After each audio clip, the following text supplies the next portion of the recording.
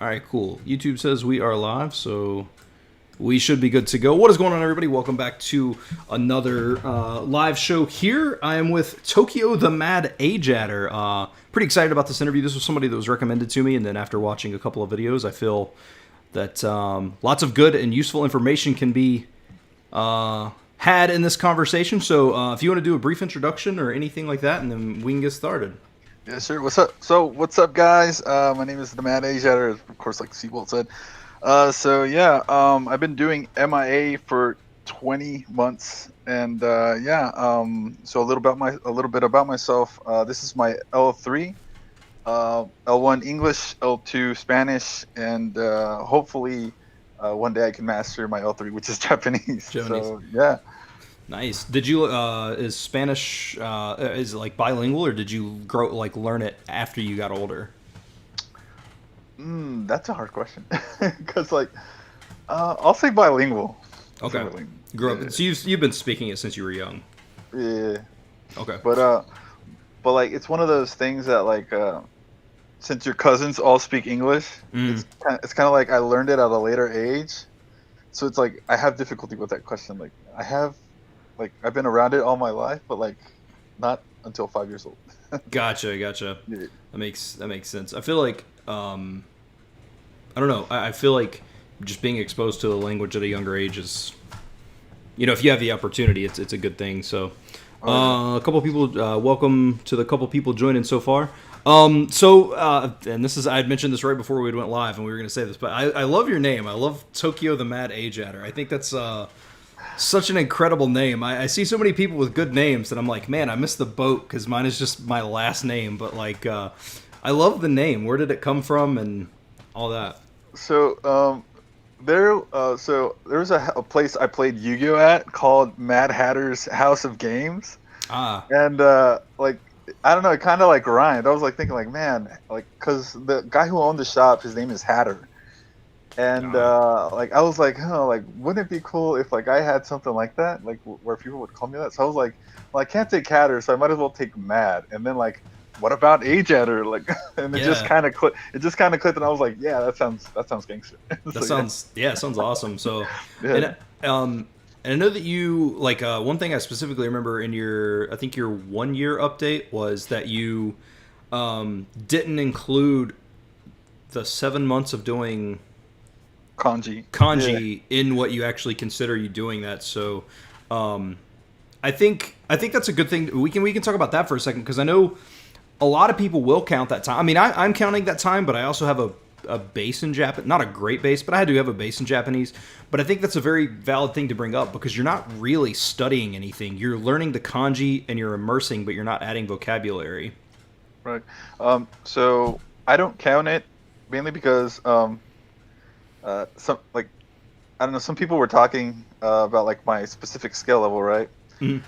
And they were like, man, dude, you're not at because I would be a lot higher.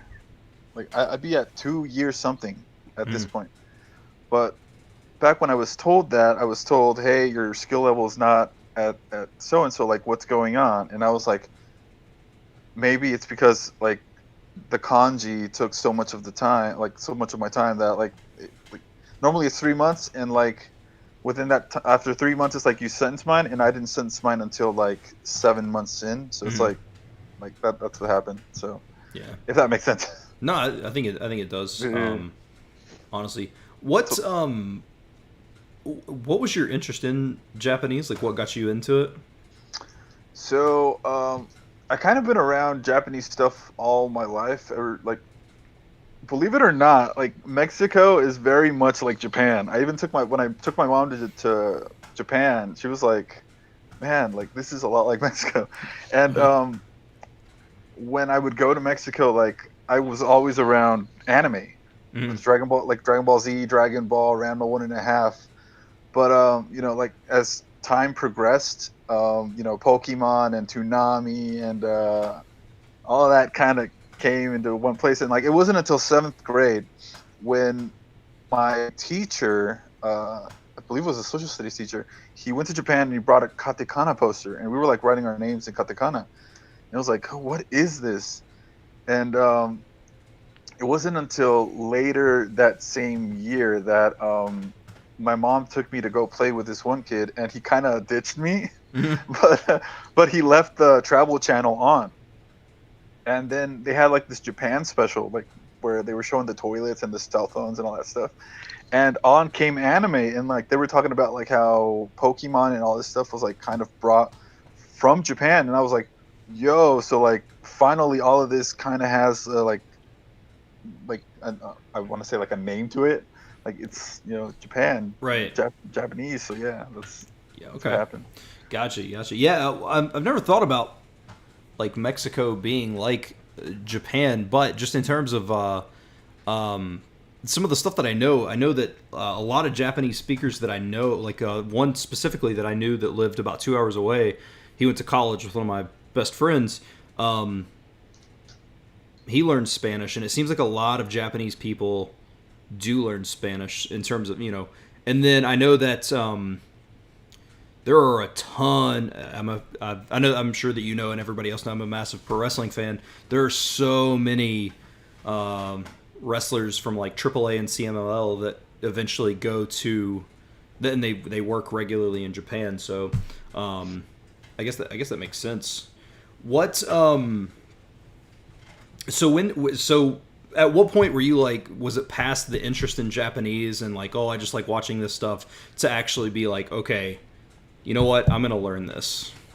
Uh, it was when I went to Japan for the first time, and before I went through the Japanese from Zero book, Mm-hmm. number one, and I was on the plane ride over, and I got into a conversation with this Japanese girl, and like I got so embarrassed that I could not speak properly, and I was like, man, this is such an opportunity, man. Like here's this chick, man, and like I can't communicate, like, and I'm here with gestures and talking like a child, and I'm like, man, I gotta get my game up on this, cause like, yo, like missed opportunity, man. It's like, Right. man. So yeah, that was it. That makes sense. Yeah, and that was so. When you started, did you start with like the Ageat / MIA, or was there other things that you looked into? So, I mean, how I started like way like a long time ago. Yeah, like what, like Look, when you first were like, I'm gonna learn Japanese. What was your like? What was, because I specifically remember the very first thing I did, like when I was like, I'm learning Japanese. I immediately Googled how to learn Japanese. I saw Rosetta Stone, and I was like, all right, cool. I guess that's what I'm doing. That's the first thing that popped up.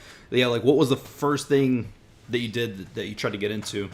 the first thing that I tried getting into, though, I don't know if like you know about this or this controversy. It was through the Kinkanen system, Mm-mm. through the Japanese through anime. Gotcha. So this guy basically he taught Japanese through mnemonics, but the controversy was that he had this like premium program that Mhm. everybody went for, and he ended up ripping them off. But like overall, I mean that's how I got started. I mean his program was really good, but like that happened, so it kind of Right. ended. Sure. So yeah. Is it anything similar to? There's a dude on YouTube. I think his channel is literally called Fluent Japanese from Anime. I think that might be him. Oh, okay, gotcha. Because I remember finding his channel like not. I mean, it's not recent, but it's also not like super super long ago. And I remember he had a book, and I was like, "That's interesting." And when you go and read the reviews, it's just a ton of people who are like, "What the crap is this, man? There's no information here at all." Yeah, that sounds like Ken. Yeah. I don't know. Did you so you said, you also said that you did, and I know that you had talked about this in one of your update videos, but just to talk about it here, you said that you did a little bit of Japanese from zero. What was your overall thoughts kind of on that? Because I'm sure you have different thoughts now versus when you first went into it. I mean, I think my thoughts on it are pretty much the same as everyone else. I mean, it's a good starter for beginners. It's like what Kinniku Ninja says. It's on point, man. Like you need a starting point. Yeah. Might as well use something that's like proven, right? So like Yeah. Japanese from zero. Yeah, I think one of my favorite things about it is I have the first book. I think almost anybody who's ever studied Japanese just about has that at least the first book. But I really love the way that they teach hiragana in that. I love that each lesson you get 5, And from there on out, those characters, when that sound comes up, will specifically be. I love the slow replacing of Romaji. I think that's absolutely incredible. Mm-hmm. Yeah. What I found interesting about that was like how he what was it how he places because he goes from English, right? English Mhm. to Japanese, but like let's just say dog, and then it slowly starts becoming Inu. Mhm. Right? I like that. I can't remember if there was like an inclusion of kanji to Inu, unfortunately. Yeah, I don't know. I don't know I when the can't. kanji starts. I haven't made it. I didn't make it through the first book. As a matter of fact, sometimes I will still just kind of turn on his YouTube channel, and I find the videos that he's produced to go along with it, even if you don't have the book, to be incredibly helpful. So Yeah, that's what I kind of did at the beginning too. Actually, I looked more at the videos than the book itself, honestly. yeah, 'Cause, like it was just so like it was so immersive. It was like, huh, like this is more interesting. Like I have a teacher in front of me. Like yeah. I like this better. Yeah, my problem with textbooks in general are always the like I never know how to go through them. Like Genki, I have Genki 1 and 2. I have Japanese from Zero, and I have them, and it's like they're there, but I'm like, what do I do with these? And I try to Google like what routine. Of course, and this was all before I started doing MIA or anything, but like yeah, it was just really really hard to like kind of figure out a routine like. How am I going to teach myself? I don't know how to teach anything. I don't know what I'm doing. So just the inclusion of those videos was just a big help. Yep. Yeah, Yeah, I think those are super cool. Now you were doing MIA when it was Ageat, right? But before Matt branched off. yeah. Before it branched off, that was horrible. Those were horrible times. Yeah. Yeah, it The was just I don't know. I don't I read a little bit of the Ageat website years ago and found it incredibly hard to navigate. Yeah, It was, and I'm the type of person that where my stream of consciousness is like you never know when I'm gonna switch to another thing. But it was still, even for somebody like me, it was so hard to follow.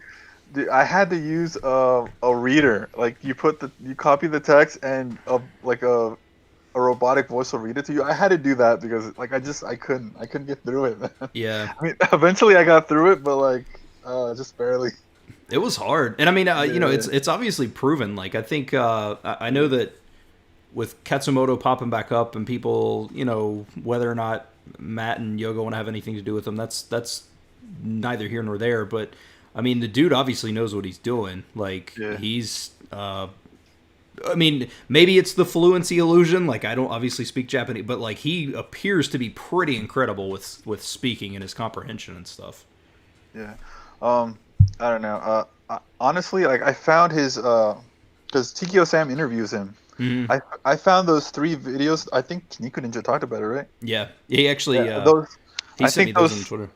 those 3 videos are like more insightful than the dang website, man. Like Yeah, it's just yeah, yeah, he just ramble. He just goes off. Yeah, yeah, those are cool. I'll like them. And what's weird is like, obviously the quality is not great, but like the information there is just as relevant today as it was 10 or 11 years ago. agree. He did a really really good job. Um, did you so when Matt kind of became this leader, right, of Ageat, and he branched off. At any point, like, when did you just decide that you were like, all right, I feel like I can kind of get behind this guy a little bit more in terms of like, just being able to like maybe even understand what he's saying because it's not just this random amount of just going off, but like, Yeah, I the moment he like I think it was just because like he made the AJAT website make sense. Like mhm, just because of that, like I was in. Like let's do this, man. yeah, And like he gave you a clear picture. Like dude, like start off with hiragana. Start off with kanji. Like he just gave you like a clear roadmap and just follow this, and that's it. Like yeah. that's all you gotta do. Yeah, I think my favorite thing is like, and I've talked about this before, but like one of the things that I appreciate is at no point has he ever promised false information or false result. Like and so many of these programs, again, oh, sign up, you get 90 days, and in 90 days you'll be doing this, and if in 90 days you'll be doing that. But like Matt's like, yeah, it's probably going to take you at least 2 years minimum. You know what I mean? Like, it's that very real approach, and I will never not appreciate him for that. Like, I appreciate that so much. Yeah, I like that too, because since like I come from a martial arts background, and with martial arts, it's kind of like you put in what you get. Like you show up, you train, you get faster, you get stronger, you get smarter. So yeah. What kind of martial arts? Man, dude, I've been Just a through whole bunch couple. of stuff. Yeah, let's see, taekwondo, karate, Wing Chun, kung fu, boxing. I enjoyed boxing more. A little bit of MMA, like 6 months, but like when you get your ass handed to you by girls, it's like Right. You kind of start rethinking stuff. And then lastly, what I'm doing at the moment is like jujitsu. Dude, I trained man, for probably a few months. I trained jujitsu and I loved it. Like, it was one of the funnest things I've ever done. I want to get back into it. I'm just trying to, like, I know this sounds really stupid, but like I feel like I'm too heavy to do it right now, and I know that's dumb because I've seen the fattest dudes be incredible at jujitsu. No, I think you have a point on there, because like if you don't have that what we call, or what Joe Rogan calls, is the gas tank. Like, if you don't have that what's that? The conditioning, like just running, it's like you're gonna gas out and like you're done. Yeah. So like, yeah, I do understand that. Yeah. Yeah, it's just I don't know, man. It's a tough thing. And when I went, I loved it. The gym. See, and that's what's like, I'm super beneficial. The gym here is incredibly cheap. It's like 5 minutes from my house. Like, I could go. I know, guys. I know this isn't language related, but hold on. Like, this is how awesome jujitsu is. Treats, man. But like, man, I got so much out of it, and I felt so good. And like the idea, like what I love about jujitsu is the idea that it's like, realistically, like you can F somebody up, but it's almost more so about controlling someone if they come to you. Being able to kind of control that. It's almost like a self-defense martial. Obviously, again, you can destroy someone, but it's kind of like a self-defense. But man, I loved it. Anyway, all right, jiu-jitsu rules. Jiu-jitsu rules. But let me see. Hold on. There's some. Does Tokio speak any other? Yeah, he speaks English, Spanish, and he's working. So this is actually. I'll gateway into this. What is What would you consider your level at? And I know that that's kind of an arbitrary thing. I'm not asking for like an N1, N2, N3 level, or even like the CEFR scale. But like, just in terms of your general comprehension and speaking, kind of what would you grade yourself? Like, I feel like my understanding is better. Mm-hmm. Like I can. Well, I mean, I've mainly been immersing with drama and slice of life anime for like and drama as in like live action drama too. So, so for the past 20 months, like I've just been watching that. So it's like I've gotten like I wouldn't say good, but like I can understand what's going on, and like I am picking out words. So it's like, yeah, it's doing its job. But like let's see, writing, obviously, I mean, can't do that. I mean, I think most people can't do that at this point since there's a lot. Yeah, there's a lot of Japanese people that don't write Japanese. So, and like handwriting. Let's see. What others are there? Let's see. Reading. I barely started like 3 months ago, so it's like I'm getting there, but I'm still iffy. Speaking, no way. Obviously, MIA. Keep your mouth shut until like. Till you're good. So you don't make mistakes. So it's limited at the moment. I mean, a good way to grade myself would be I'm at like second stage. So if you guys go to the MIA website, I'm at the second stage, and I'm at the point where I should be starting the monolingual transition. Gotcha. Okay, I mean so you're right there. You're comprehending, and you're pretty good to go. Okay. Yeah, so I mean that seems like that's a good like the monolingual transition generally, and to me, like if I hear somebody say that and they're genuine about having that, like that lets me like you can navigate that language in terms of comprehension. Yeah. Oh no, go. Are you at what point? Because I always get asked Like, when am I, like, everybody's always like, oh man, when are you going to output? And like, I don't really have an answer, but like, do you have any clue when you're going to start trying or anything like that? Oh man, dude, like I wanted to start output at 2 years, but like it's just like the feeling I have right now is like it's like nah, man, nah, it's too soon. Like it's like because like I don't know if anyone else is at this like level of any of the viewers, but like once you like really like you build up input, right? Mm-hmm. And then like when you first finally say something that's 100% correct, you like automatically think to yourself, "Dang, I do not want to lose this ability because Right. like what if I build a bad habit?" Like you can automatically see like, "Man, this is potentially dangerous. Like I do not want to toy with this because like you work so hard for your Japanese. It's like you don't want to mess it up." So Right. yeah, at the moment, my feeling is like, "No, I don't feel like I'm ready to output." Output yet. Yeah. Is your, so, and I think this is another thing, like, is your end goal with MIA, like, in term, like, to be like that super high efficient fluency, like, kind of try to be native like what is your ultimate end goal with MIA? As I progress through MIA, my man, my goals have changed. Yeah. Like I was only actually I was only doing this just to watch anime. That's it. Mm-hmm. Like that's where I was gonna stop. Like I didn't really want anything else. But like being at this point and like me having the ability to continue and push it forward, it's like man, like I don't know, like maybe just fluency, like normal fluency, but like Mm-hmm. I know that's a lie. I know. It's once I get to that level, I'm gonna want something more. Want So it's something like more? it's ever growing. Yeah. Yeah. Do you have an interest in languages, or is it more so just Japanese? Because like for me, and this is where I'd probably make a lot of MIA people mad. Like, I mean, yes, like I do want Japanese to be my strongest language, and I want to be very, very good. Like I do want to be that like highly functioning fluent in Japanese.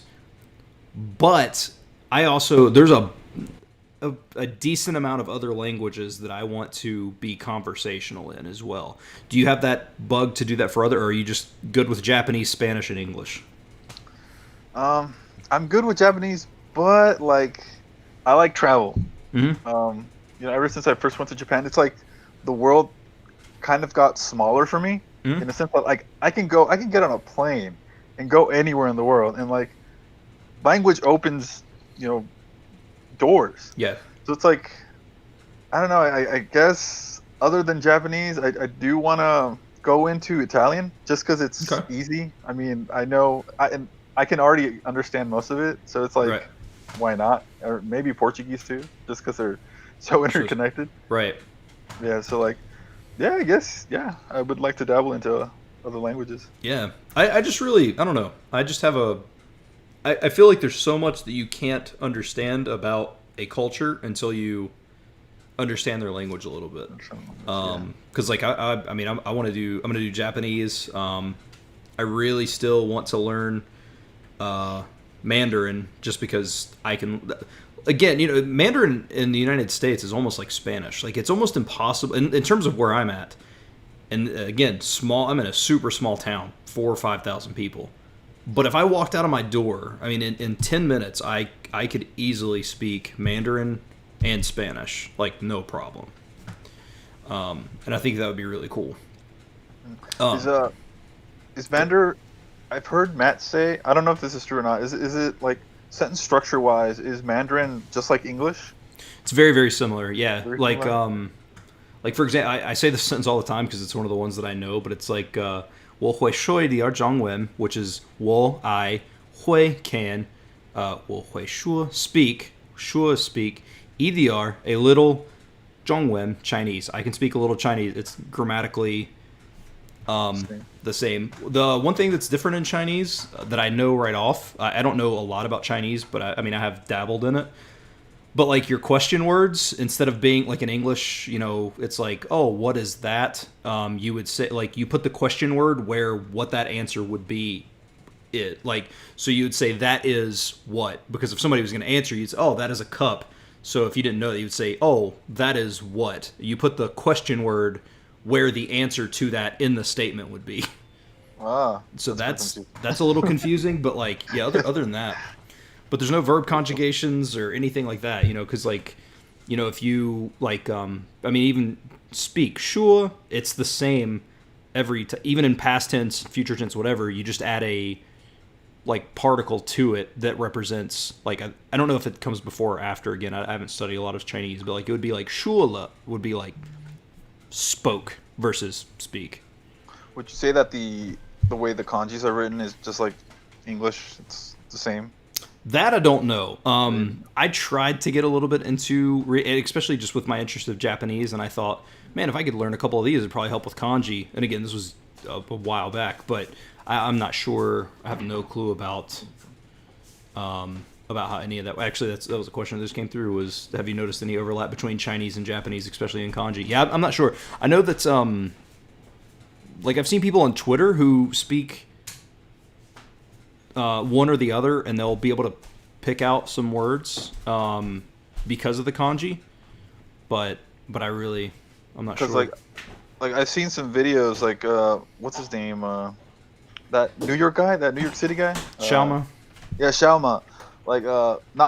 Not saying anything like that he's done anything like that, but like just I saw like a sign written in Chinese in one of his videos. Mm-hmm. And it was about a park, and it was so different to the Japanese reading, and it kind of intrigued me because since I heard Matt say like, oh, it's kind of like English, it's like maybe if I read it like in English it'll make sense, and it kind of did, because it was like at this, like how I read it, it says like at this public park at the present do not smoke, and I was like, that's interesting, like I can kind of read that. Yeah. So, yeah, was the symbol the same? Because like park, and the kanji for park is like scenery in that square, right? Yeah. It was kind of the same. I think I'm gonna look that up. The kanji for existence was in there, which kind of threw me off, and I was like, which kind of like made me to go like, it made me think like maybe they're saying like at this present moment, at this present existence, at this park, do not like smoke. So gotcha. Let me see. I don't know if that's actually scenery or not. I've always considered that scenery, that the thing that's for the kanji for park that's inside the square.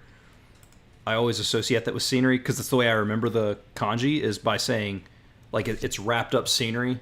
It's a park. I don't know if that makes any sense or not. Like the thing. Yeah. Hold on, I'll send you this in the Google chat. You can look at it, but like. Yeah, like it's been a minute since I don't see it that often anymore in Recognition RTK. It's like I'm trying to remember. Yeah. It's like what I remember is like public. Like that's what stands out to me more. Gotcha. But yeah, it's I don't know. That's interesting. I'm Chinese is not something I'm going to touch for a long time because I'm done with kind of jumping around. It's not to say that at some point I might not spend 20 minutes in a day just kind of going to something different just to kind of give my brain a break, but Japanese is going to be it. But I'm anxious to get to a point to where I study Chinese, Mandarin, and see kind of the different, the similarities in terms of if knowing kanji will help me progress faster or whatever. Is Tokio still doing audio cards? How are you setting them up? So at the moment, I'm not doing audio cards anymore. Those were mainly for immersion purposes, and since I am still immersing, it's just not to that large extent. Mm-hmm. Now they're more. I've kind of. So I mean, Chris, right? Mm-hmm. Yeah. Chris. So I have Chris teaching me, and like he kind of set up. He kind of set me up with the anime cards, so that's what I'm doing at the moment. Gotcha. That dude, let me tell you something, man. That dude is a smart guy. Yeah. He knows a lot of stuff, man. And he's like super well known in the MIA. Like the interview I did with him, I think might be like like the third highest viewed interview on my channel. That's weird. Like people love Chris. Yeah, he's really well loved. I'm like, that's interesting. People are man crushing on him. He is, yeah. He's a good dude. He's really chill, man. Like, not a lot of people take time to like answer questions. It's like, dang, he's humble. Yeah, no, he absolutely is. I like all like, and which I don't focus predominantly on Japanese interviews, but again, like I enjoy talking to people who are doing something similar to me. And I don't know. Have you ever, I mean, I would assume not, but have you ever tried, I always ask everybody this because of just, people, different things, but have you ever tried to use any of the Duolingos and Lingo Deers of the world? I have. I messed around with let's see, does Rosetta Stone count? Yeah, I mean, I'll count it. So Rosetta Stone, Duolingo, and all of this just for fun, just to test out like how far I can like, how like in the beginning, like they test your Japanese or any kind of language. Yeah. Like just to test it out, like let's see how far I can take it. Yeah. And, like I do that for fun. Like I did that for fun one time. I've also done the Japanese coach on the 3DS. My Japanese coach, yeah. Yeah. And I got pretty far into it. I'm like, oh, man, this is so simple. Like this is too easy. Yeah. I forgot about that series of games. Man, they should have they really could have done something cool with that series. Yeah. But then phones came out. Well, that's true too. I bet you could probably get it on your phone. They also have there's a game on, well, it's I think it's available for pre-order on Steam, but you can go to the website. It's called Koei, and it's you're this character, and you get stranded in Japan with like your host family. So the game teaches you, I think it'll ultimately teach you up to maybe 2,000 words, but you learn by living like immersively through this character, but in this game. It's a really cool idea. It's been in development for a long time, and I've seen like a person or two here or there play it on YouTube, and I'm like, that looks really cool, but at the same time, I feel like if I would just immerse for 2 or 3 hours versus play that game for 2 or 3 hours, it'd probably be more beneficial in the long run. Yeah, probably. So, do you watch, I know that you obviously watch anime, but do you watch like a lot of dramas and stuff as well, like live action stuff, or are you pretty much predominantly an anime person? Yeah, like as of February, I got real tired of anime. Like I burned out. It kind of got to the point where it's generic. Mm-hmm. Like it got really generic. Like, I mean, I think it happens to all of us. I mean, I think Chris also said it too. So it's like we had to kind of like switch it up. So it's like with me, like I kind of went to dramas. I tried going into like I'm currently I'm going into like Yakuza, like Bozuzoku type of like stuff, and like I find the gangster aspect of Japan, like Japanese culture, like that's pretty cool. Yeah. Yeah. It's like interesting. There's some shows that I'm watching now that I'm really afraid that as my comprehension goes up that I won't like as much. In particular, right now I'm watching, I think it's called Kentaro, the Sweet Tooth Salaryman. Kentaro. I have not heard of that. Dude, what was that about? It's on Netflix, and like basically this dude's like he's a salaryman, he works whatever, but he runs. This is also just purely what I think it's about because this is my immersion material, and I don't do subtitles or anything. Like this is just me, whatever. But like, he writes this blog about sweets, like, and each episode will be about a different sweet that he's writing about. And like, dude, it gets crazy, man. He like, not like crazy, like Pulp Fiction crazy, but crazy, like he'll take a bite and he'll like look up and he starts freaking out and it's like an orgasmic thing. And then he like almost like wipes out. Dude, the episode that I watched last night, he ate this food. It was a pancake. And it was so crazy. He grew wings and flew into the sky into a pancake sun. That kind of sounds like Food Wars in it. Oh my gosh, man. It's like one of the craziest shows I've ever seen. But I'm also afraid, again, as my comprehension goes up, maybe that won't be like... Because I think part of what I enjoy about it is kind of that, no pun intended, that foreign nature of it. Just like, this is crazy. But, maybe as my comprehension goes up, it won't be as entertaining. But it's good. It's good. I say get everything in as like while you can, man. Like, while you don't know anything, like, just, like... Go for all like the generic stuff that you can possibly get, man. Yeah, like, you'll miss it. Yeah, not for sure. Do you all have a favorite kanji? Hmm.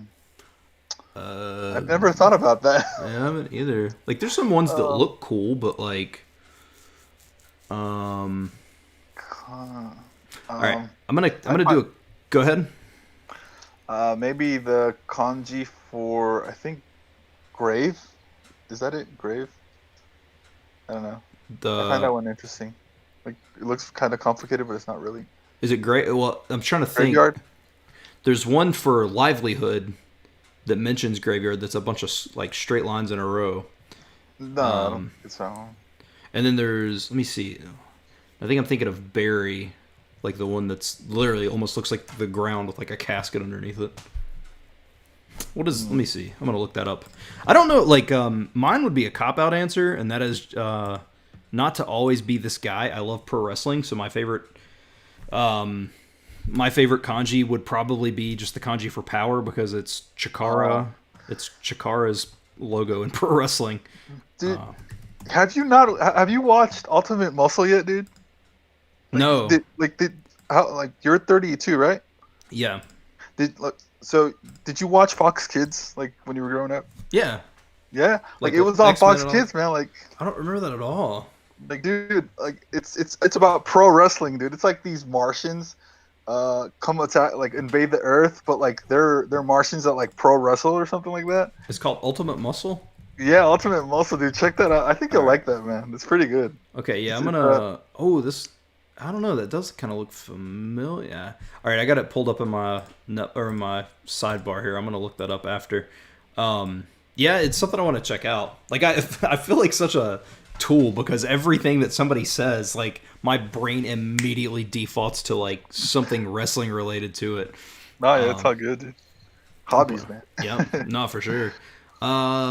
Eddie Jones says, I feel like I'm the only Japanese learner who doesn't really watch anime. I don't watch. I'm not a big anime fan. I never have been. I'm getting into it now a little bit more, just based on culture, and just different. The thing about immersion is you watch so much content. You will watch content that you're not normally okay with because you're just desperate for new content.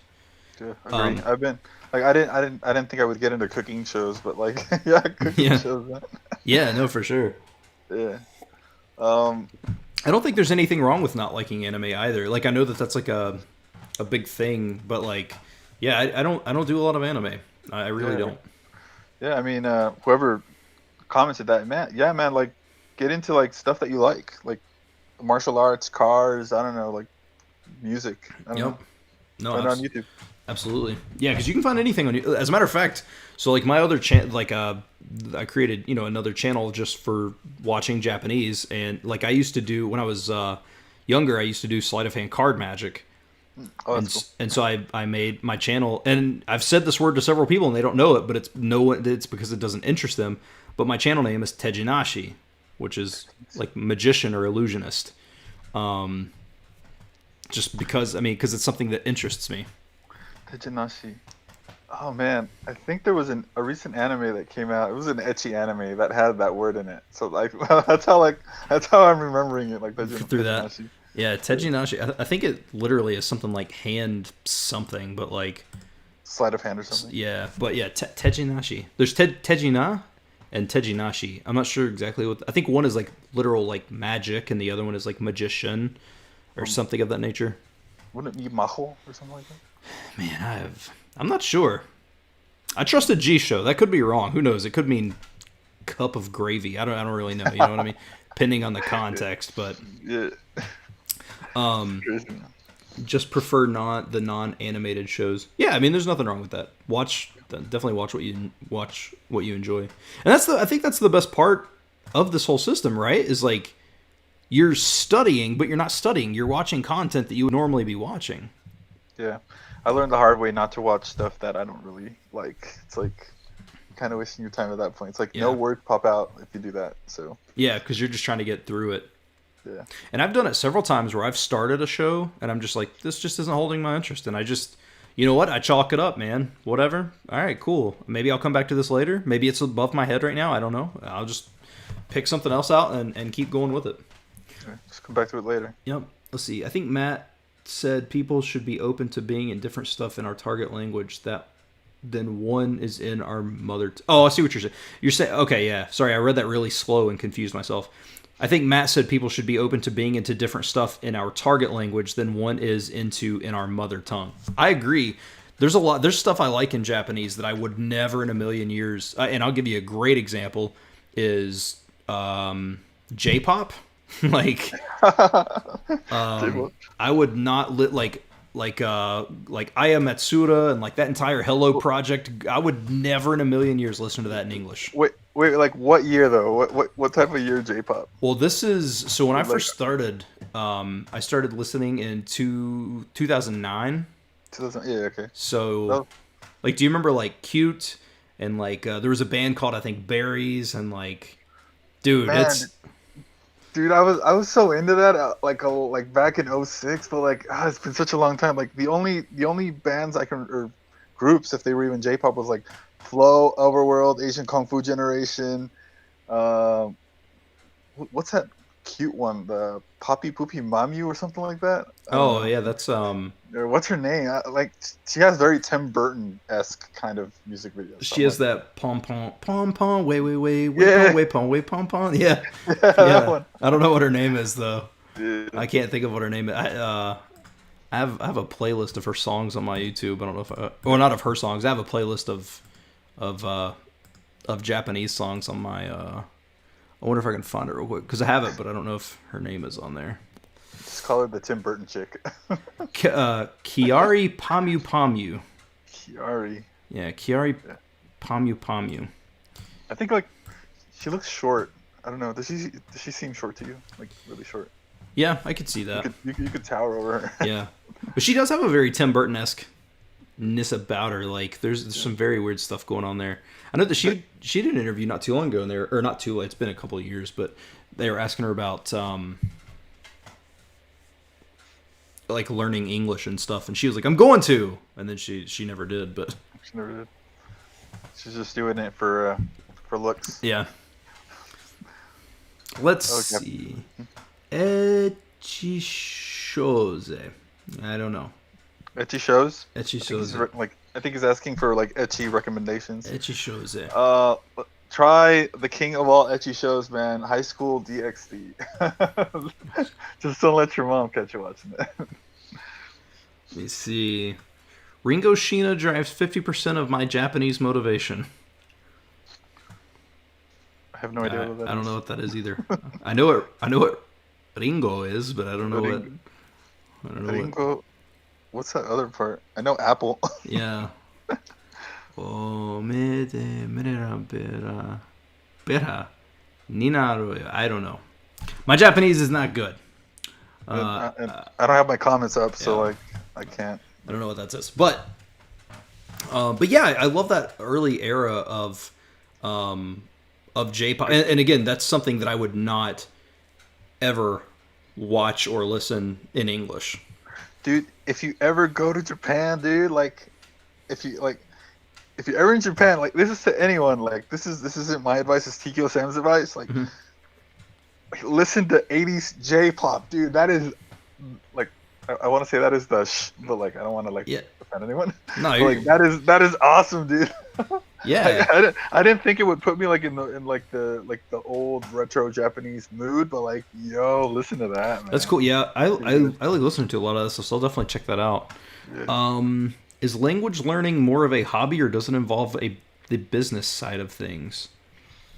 Well, for me? Yeah, I guess. Okay. Yeah. So in the beginning, it was a hobby, but like when people like start notice, like especially at work, when people start noticing you and they potentially might give you a job offer to translate Japanese, like that's when it kind of becomes like that, right? Which has happened to me before, so it's like, dang. Yeah. Yeah. So for sure. I think mine is definitely a hobby. The only terms of business it would relate is just me running this channel off of it. But I learned languages way before I started this channel, and I will learn languages continuously after YouTube is dead and gone. So, dude, you learned a language that, like, I'm into alchemy. what is that language that the alchemists practice? Like, you Esperanto. Esperanto, dude. Like, Yeah. what was that about? Like, Yeah. So was that cool? yeah, man. I'd basically kind of given up on myself in terms of learning a language. Like my Spanish was bleh, and it's still bleh at best, but like I'd kind of gotten to this thing where I was like, I can't do it. I don't have the brain to do it. I just can't learn a language, right? And a lot of that is due to the gamification apps and the going through the same hassle over and over with every language I'm doing. You know, the typical stuff that probably 90% of learners are doing. And so I had heard about Esperanto years and years ago, and Duolingo launched a course for it, which is funny that I was talking about gamification apps. Now I'm going to talk about it. But I was like, okay, I've heard that this is the easiest language to learn. If I can't learn this, I need to just give up, right? And so I sat down, and over the course of a few months, I finished the Duolingo. Well, it was actually a long time before I finished the Duolingo tree, but I went through Duolingo, a decent part, and I just taught myself Esperanto. The community was somewhat big, so especially to be a constructed language, you know, it's a man-made language, and there's a lot of information and material out there. There's a dude named Johnny M that produces music in Esperanto, so there's content. Oh, wow. And basically, I will always credit it for giving me the confidence to know that I could learn a language, because Esperanto is the first language that I've ever used and said, like, for example, I was scrolling through Facebook one day, and I'm in a ton of Esperanto groups and all that stuff, and the feed was going blah, blah, blah, and I got to a post, and I read it, and I continued on about my business, and then I stopped for a second, and I was like, wait a minute, and I scrolled back up, and the post was completely in Esperanto. I didn't have to translate or anything. I just read it as if I was reading English perfectly fine, scrolled on, knew what it said. And that was kind of the clicking moment where I was like, okay, I spent a ton of time trying to learn this. I can clearly do that. So, but that's what it was. I recommend it. I recommend it to everybody, man. I think it's an incredible language. Is that language like supposed to it's supposed to be like the one world language, right? Yeah. Like that's what it was supposed to be? Yeah. Yeah, the guy that invented it wanted it to be, basically wanted everybody, like, you know, in terms of, like, business and stuff like that, wanted them to be on an even playing ground. Like, because, you know, right now, like, a lot of times the world's business language is English, right? Which gives English speakers an advantage when they're talking or whatever. And his idea was that. I don't think it could ever become that because of several different things, but I don't think there will ever be a one world language. Because, I mean, I had a conversation with, I don't even remember who I was talking to. I actually had it on a podcast, and I was talking about, I think it was Tyler from Tongue Tied Blog. And I said, I don't think there will ever be a lingua franca, so to speak, because think about the United States or wherever you're from, wherever, anybody watching this, wherever you're from, in your country, no one speaks your language the same. You go to a different part, there's a different dialect. If your own country is not going to speak the language the same, the world is never going to speak the same language. Word. Agree. So, but anyway, Esperanto rules. Highly recommend it. You got to check that out. And it's the one thing I do struggle with is, like, I still slip into which I haven't spoken in a long time, but I would I would always put Spanish words in because it's so similar to Spanish. Not anything crazy, but, like, for example, like, if I wanted water, I would say agua instead of aquo. Like, I don't know, but I think it's just because it's similar. So, like, you learn Spanish, bro? Me, I can speak a little bit of Spanish. Like, ¿puedes entender? Hablo un poco español, pero necesito practicar mucho más. Te escuchas bueno. Gracias. See, dude, you can't understand. Like, it's dude, a little bit. Like, to a Mexican person, like, that's like that's God level. Honestly. Yeah, I finally went to the Mexican restaurant about 2 weeks ago, and like, because we can, like, I don't know how it is, but, like, you know, here in America, like, everything was still shut down, but we could do takeout orders. And, like, I went to do a takeout order, and, like, I finally asked the guy, I was like, man, once this is all over, dude, I need to practice my Spanish. And he was like, yeah, come in, I'll practice with you. And I was like, all right. Because I always want to do that thing, right? You see these YouTubers where they go up to these people. There's several, like Lao Shu does it and Shaoma does it, and there's a girl actually I just recently found called Oriental Pearl that does Japanese and Oriental and Japanese and Chinese. She lives in Japan, but she'll do it in Japanese and Chinese, like the shocking foreigners or whatever. I think I just recently subscribed to her channel. Yeah, I recently found her. She's a blonde. Yep. She's a blonde, right? Yeah. And that's the type of stuff that I like, and I've always wanted to just go to places and then like kind of just boom surprise them, right? But I can't do that. Like I tried. I went to the Chinese restaurant and I was gonna do my 你会说一点中文 or like 我喜欢中国菜. I like Chinese food, like but I can't do it, man. So I broke it in and I was like, I need to practice Spanish, and then he was like, okay. And like the resources for Spanish are like, dude, you got like Spanish channels, man. It's like learn Spanish. Like, how can you not? Yeah, it's everywhere. I do read a little bit of Harry Potter in Spanish every night when I'm going to bed. But again, like it's funny because the two languages, Spanish and Japanese, those are the two fastest spoken languages. They're the two fastest. Like Japanese speaks at 7.84 syllables per second, and Spanish speaks at 7.82.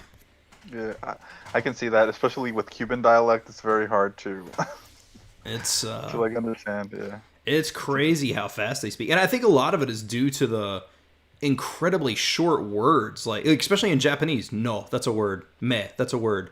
Like, you know what I mean?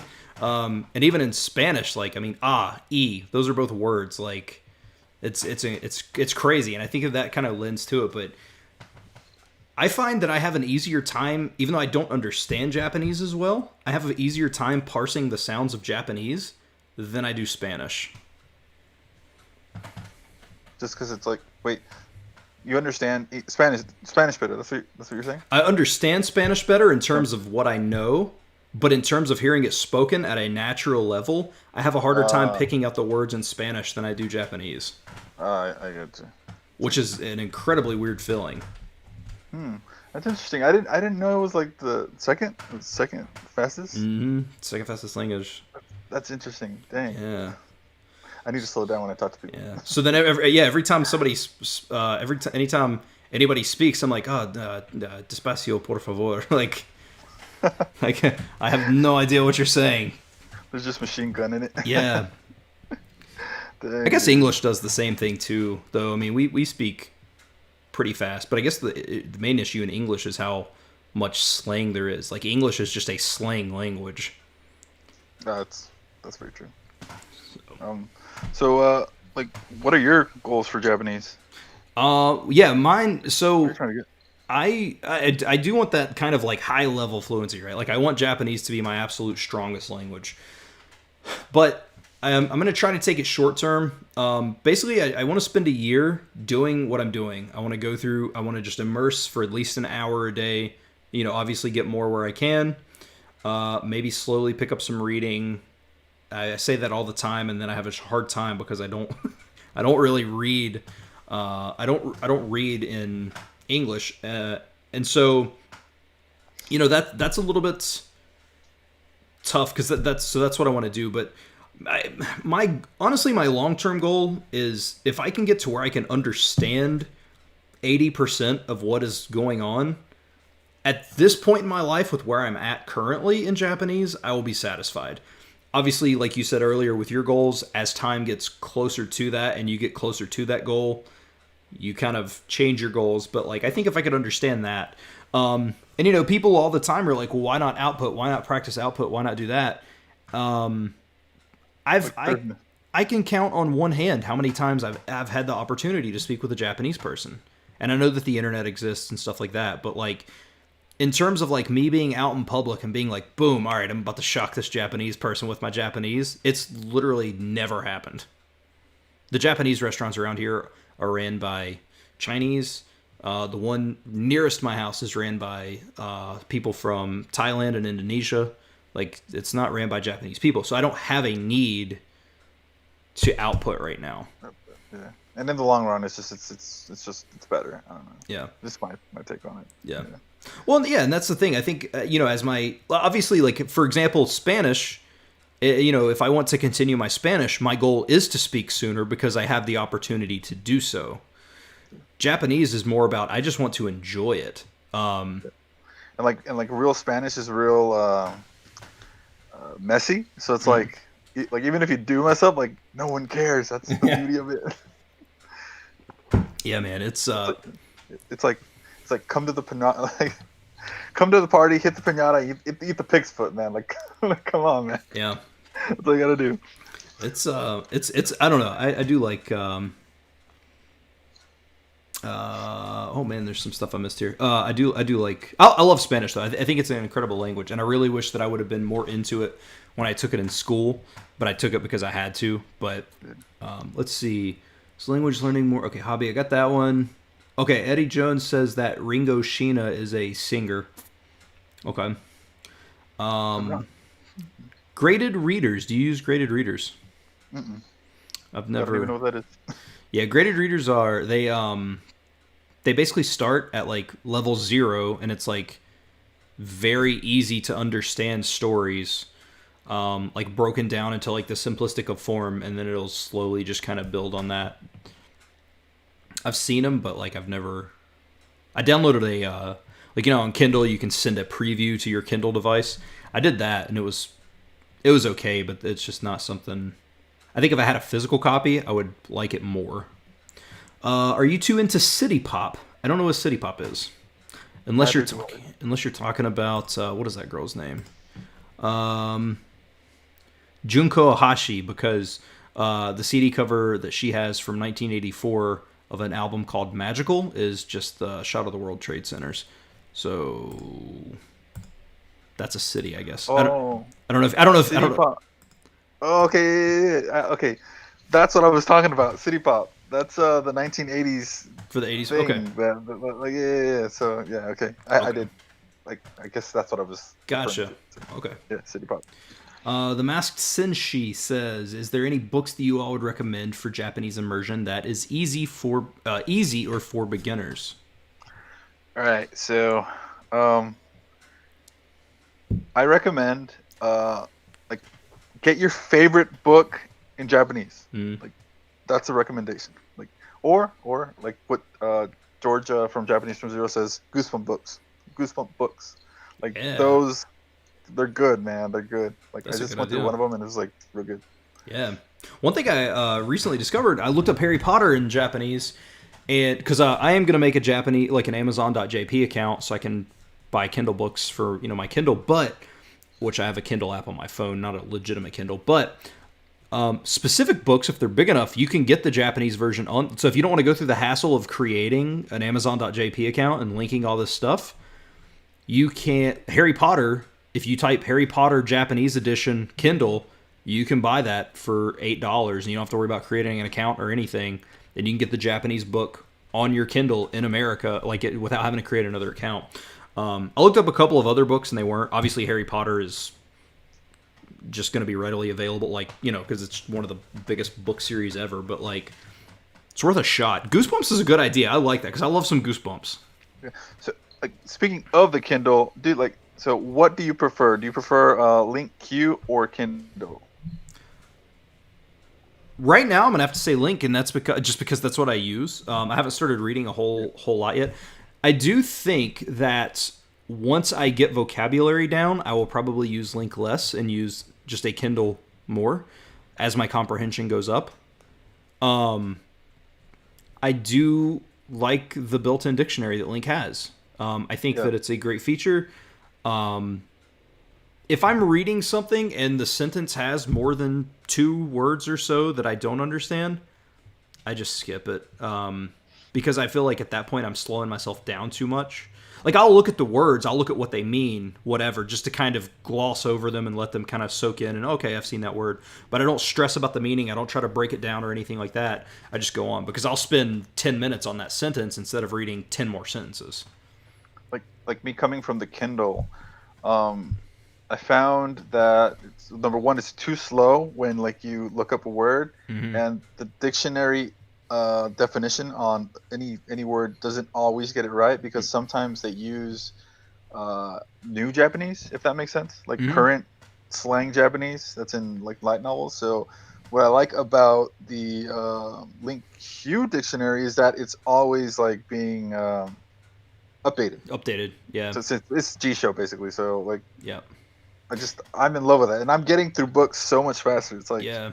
dang. I think it's a good. One thing I did start to do, and actually, if anybody has any final questions, let me know. We're closing in on an hour. I'm trying to wrap these about an hour now, just for the sake of getting more immersion in and stuff. If anybody has any final questions, definitely let me know, and we'll chat about and answer those. One thing I started doing today, when I would read on Link, I would always have the audio going, and I noticed a couple of days ago that when I would do that, if the audio was going, I was paying attention to the words, but I wasn't really paying attention to the words. And so I've actually set aside time to try and go through a little bit with no audio to actually make myself comprehend that character, let it register. It's not just glossing over it, right? Like if somebody read a comment here, you kind of just gloss over it. But like, for example, are you two into City Pop? Or I would have to, or any of you two into City Pop. I would have any of you two into, so I have to really focus on that versus like if it's in audio, just kind of gloss over it. Yeah. Yeah, I had the same problem with my audio cards. It's like you get good at listening, and like when you're watching anime or anything like that, like anything audio based, it's like, yeah, that's good for that. But when you like seriously want to read something and you're checking out the character, it's just like, yeah, no go, man. Yeah. Different card setup for that. Yeah. Shout out from DJT Gambare. Thank you. Shout out. Anime cards are dope. Yeah, I've heard so many people talk about them, but I still don't. One day I'll get to those. Will you guys give visual novels a shot? I'm currently playing a Clanad, so I'm giving it a shot. Giving it a shot. I think it's something I want to get into. And I was actually struggling with this not too long ago. A surprise to anybody watching. I'm sure you've never heard me say this before. I have a friend that lives in Japan. And I was talking to him because he was like, you need to start playing games in Japanese. And I said, I'm afraid that if I jump into it, like I'm not going to understand right off and blah, blah, blah. And he said, oh my God. As soon as I said that, the metaphor that he used went right out. Basically, okay, he said, if you wanted to learn how to do the breaststroke in swimming, would practicing in mud help you? And I said, well, and he said, no, you got to get in a pool and do it. And I was like, fair enough. He said, play the game. Just play the game. The only way you're going to get good at playing games in Japanese is to play games in Japanese. And I was like, fair enough, man. Yeah, agree on that one 100%. So. I went through Resident Evil, like, because it has like a lot of like medical text documents. It's like, you just gotta not care, man. Just like go through it, like. Yeah. Yeah. I think if I played a game that I was familiar with, I think it'd be, that's the kind of the key. Dude, Animal Crossing, man. I know. You gotta See, get it. I can do that. My fear is, I was talking to, I think, man, somebody, well, it was you actually. I think That was me, yeah, that was me, dude. I'm so afraid that like if I do that, I'm gonna forget one night, and then like my wife is gonna wake up the next morning and be like, "Time to play Animal Crossing." What the f is going on? Because if she don't get that Animal Crossing fix, man, it's not gonna be good. Buy a new what is it? Switch. Yeah. We want. You can't find them right now, man. They're sold out everywhere. Or you can get a 3DS, hack it, and then like get the game that way. That's what everyone's doing. Ooh, interesting. That's a lot cheaper too. Yeah. Play the old Animal Crossing. Yeah. Let me see. Bao Laoshu says, thank you both for your awesome channels. Totally inspiring. Thank you for watching. Thanks everybody for watching. I'm going to wrap this up. Is there anything that you want to chat about? Was there anything that you wanted to just mention or bring up about studies or anything like that we can discuss before? Let's see. Dang. Nothing really, honestly. Like I wrote some stuff down, but like I don't know if like it's like it's good to contribute to the conversation. I just wrote like the stuff that like I did in the early stages. If anyone like asked, I don't know. Yeah. But I don't know. Nobody asked. So. Well, you want? How about You wanna try and plan, which we can talk about this after, but do you want to try? We can try to plan and do another. That's the other reason I want to do them about an hour, because instead of having somebody on for 3 hours, break it up and give a couple of different segments. You can come back on. Yeah, it's cool, man. I can come back on. And we can discuss the process. Yeah, that's weird. That was the whole.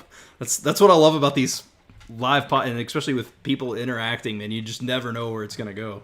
Yeah, they go by fast. It's like you're talking about something that you like. So. Yep. So are we closing or what's up? Yeah. I'm gonna wrap things up. Thanks everybody for watching. I'm gonna get old Tokio the Mad Ajatter back on, and we'll talk about a little bit more of the process behind MIA and stuff like that. Because we can probably make a whole hour show out of that, because there's so much stuff in there. And so go check out his YouTube and Twitter. You can found those in the description box below. And anything that you want to say in closing? So I guess shout outs. I don't know if Matt's still watching. Matt, Matt, everything's good, everything's solid. Chris, shout out. Thank you for teaching me. Kiniku Ninja, shout out. Who else? Dang. Oh yeah, and some ending remarks for anybody watching, doing Japanese. Take your time, please take your time. When it comes, I can't stress this enough, because I'm going through it a little bit. Kanji, guys, take it slow. Just take your time. Do what you need to do to remember that Kanji, that character. Yeah, that character. Yeah. So take it slow. Take it slow. It's good advice. So, all right. Thanks everybody for watching. I hope you enjoyed. Thank you so much for coming on, man. And we'll get another one scheduled and we'll chat some more. So, all right. I will see you all in the next live stream. Laters.